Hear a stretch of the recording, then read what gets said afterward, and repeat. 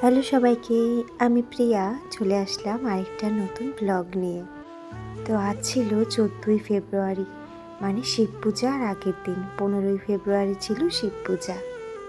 আর আজ যেহেতু সংযম, আর আজ আমি বাড়িও যাব, বাড়িতে আমাদের শিব পূজা হয়, তার জন্য আমি আমার গাছ থেকে বেশ অনেকগুলো ফুল তুলে নিলাম। কী যে আনন্দ লাগছে, আজ এক ঝুড়ি ফুল তুলে ফেলেছি। এই প্রথম আমার হাতে লাগানো গাছগুলো থেকে আমি বাড়িতে ফুল নিয়ে যাচ্ছি। আজ যেহেতু সকালবেলায় ভাত খাবো না, তার জন্য কিন্তু সকালে রুটি আর সবজি করে নিয়েছি। আর যেহেতু আজ ভ্যালেন্টাইন্স ডেও ছিল, তার জন্য আমি একটা রুটি কিন্তু একটু হার্ট শেপ করে তার মধ্যে হ্যাপি ভ্যালেন্টাইন্স ডে লিখে আমি আমার বরকে খেতে দিয়েছিলাম।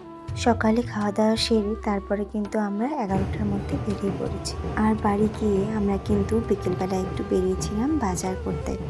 আর তখন রাস্তায় দেখি সুন্দর একটা শিব বাবার মূর্তি নিয়ে যাচ্ছে। আমাদের যা যা কেনাকাটা করার ছিল সেগুলো সব কেনাকাটা করে আবার বাড়িতে ফিরছি। আর আজ হলো 15ই ফেব্রুয়ারি, মানে শিব পূজার সকালবেলা। মা আগে মন্দিরে ঢুকে মন্দিরে বেশ কিছু কাজ ছিল, সেগুলো মা করে নিয়েছে। আর এদিকে আমি বেলপাতা বাঁচতে বসেছি, মানে আমাদের বাড়িতে যে যজ্ঞটা হবে তার জন্য এখানে নিখুঁত দেখে 28টা বেলপাতা বেছে রাখতে বলেছে। আর এদিকে মামা আর জিজু মিলে কিন্তু সবজি বাজার করে নিয়েও চলে এসেছে। আর এসে দেখছি বেশ সুন্দর করে ওরা গুছিয়ে গুছিয়ে রাখছিল সবজিগুলো। এত সুন্দর করে গুছিয়ে রেখেছে দেখে মনে হচ্ছে যে বাজারে বিক্রি করার মতো। আজ যেহেতু সবাই আমরা উপোস, তাই আজ কিন্তু কোনো সবজি রান্না হবে না। কাল খিচুড়ি খাওয়ানো হবে আর তার সাথে এই সবজিগুলো রান্না করা হবে। আর এদিকে দুধও এসে পড়েছে। মা বলল, যা তুই গিয়ে দুধটা নিয়ে আয়। তার জন্য আমি গিয়ে দুধটা নিয়ে আসলাম। তারপরে আবার এদিকে এসে আরও কিছু টুকটাক কাজ ছিল, সেগুলো সব করে রাখছিলাম।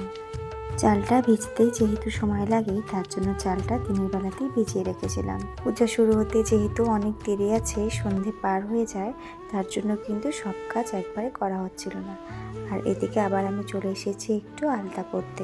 দিভাই আবার লেগে পড়ছে এদিকে যে সব ফলগুলো ছিল, ওই ফল টলগুলো সব ধুয়ে ধুয়ে রাখছিল। আর এখন যেহেতু সন্ধে হয়ে গেছে, তার জন্য কিন্তু পূজার কাজ শুরু হয়ে গেছে। আমরা সবাই মিলে হাতে হাতে কিন্তু পূজার জোগাড় করে নিচ্ছি। মা বলল, তুই মন্দিরের ভেতরে থাক, আমরা একটা একটা করে দিচ্ছি, তুই সবগুলো গুছিয়ে গুছিয়ে রাখ। আর এদিকে ঠাকুর চলে এসেছে, মা বরণ করে নিচ্ছে।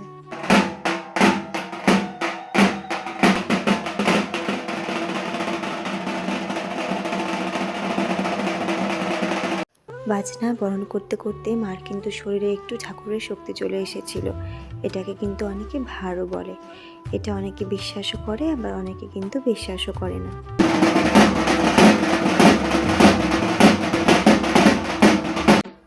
আর এদিকে আমরা একটু সবাই মিলে ঢাক বাজিয়ে মজা করছিলাম।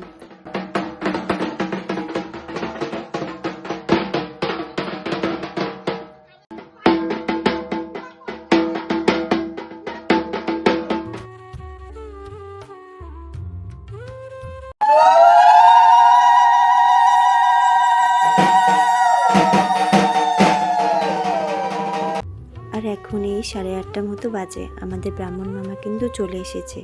উনি এসে আগে কিন্তু ঘরটা বসিয়ে নিল। আজ আমার গলাটা একটু খারাপ আছে, একটু কষ্ট করে ভয়েসটা দিতে হচ্ছে। আমরা কিন্তু 3 বোন ছোট থেকে ভীষণ শিব বাবার ভক্ত। শিব বাবাকে আমরা ছোট থেকেই ভীষণ ভালোবাসি। আর আমাদের এই বাবাকে কিন্তু আমার দিভাই স্বপ্নে পেয়েছিল।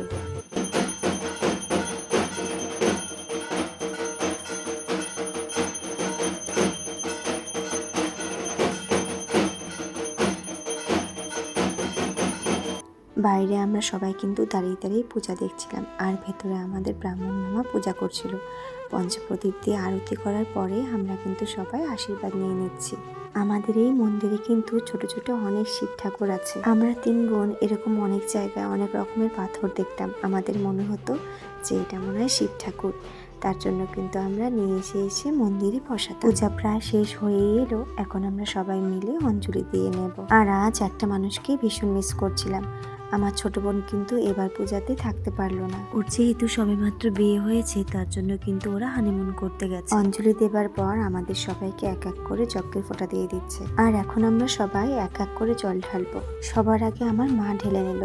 আর এখন আমার বর ঢালছে। ও যেহেতু একা অতটা বুঝতে পারবে না, তার জন্য কিন্তু ওকে আমি দেখিয়ে দেখিয়ে দিচ্ছিলাম। আমি বাবার কাছে কখনোই অনেক কিছু চাই না, যতটুকু আমার ক্ষমতার মধ্যে আছে আমি সেটুকুই সবসময় চাই। সত্যি কথা বলতে আমার মনে অনেক স্বপ্ন রয়েছে, জানি না সেই স্বপ্নগুলো কবে পূরণ হবে বা আদৌ পূরণ হবে কিনা, কিন্তু অনেক ধৈর্য ধরে আছি। এখন আমিও জল ঢেলে নিলাম। আমি বাবার কাছে এই কথাটা সবসময় বলি, যদি কোনো ভুল করে থাকি আমাকে ক্ষমা করে দিও, আর সেই ভুলটা আমাকে দেখিয়ে দিও। আর ইনি হলেন আমাদের সেই শিব বাবা, ইনি ছাড়া কিন্তু আমরা কিচ্ছু না। যাই হোক, আজকের মতো এইটুকুই। সবাই খুব খুব ভালো থেকো। দেখা হচ্ছে একটা অন্য নতুন ভিডিওতে।